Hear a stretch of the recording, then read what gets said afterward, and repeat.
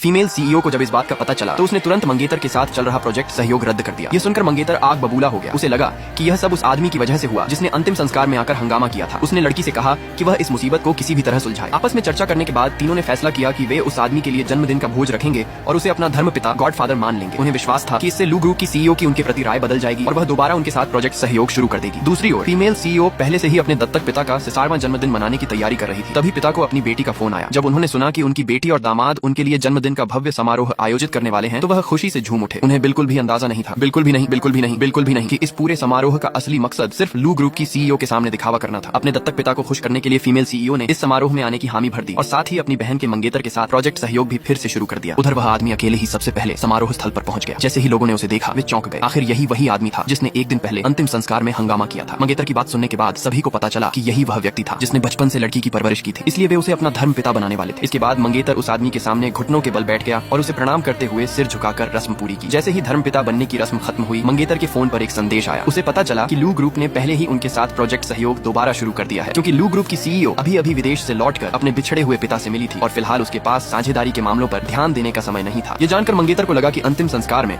उस आदमी द्वारा किए गए हंगामे का इस सहयोग से कोई लेना देना नहीं था। चूंकि अब वह आदमी उनके किसी काम का नहीं रहा, इसलिए उन्होंने तुरंत जन्मदिन का समारोह रद्द करने का फैसला कर लिया। उसी समय वह आदमी केक खाने ही वाला था कि मंगेतर गुस्से में चिल्लाया, यहाँ से तुरंत निकल जाओ। ये सुनकर वह आदमी हैरान रह गया। अगले ही पल उसकी बेटी भी उसे जल्दी से वहाँ से चले जाने के लिए कहने लगी। मंगेतर ने उस पर झूठे रिश्ते का नाटक करने का आरोप लगाया। पिता ने भी उस पर पहले अंतिम संस्कार में हंगामा करने और अब उनका धर्म पिता बनने का ढोंग करने का इल्जाम लगाया। यह सुनते ही वहाँ मौजूद सभी मेहमान उसे बेशर्म कहकर कोसने लगे। उसका मजाक उड़ाने के लिए सास अपनी पालतू कुतिया को लेकर आई। उसने कहा कि यह केक असल में उसी कुत्ते के लिए बनाया गया था। फिर उसने सुरक्षा गार्डों को आदेश दिया कि उस आदमी को जमीन पर दबोच लिया जाए और उसे जबरदस्ती बचा हुआ केक खिलाया जाए। ठीक उसी निर्णायक पल पर फीमेल सीईओ अपने बॉडीगार्ड्स के साथ समय रहते वहाँ पहुंच गई।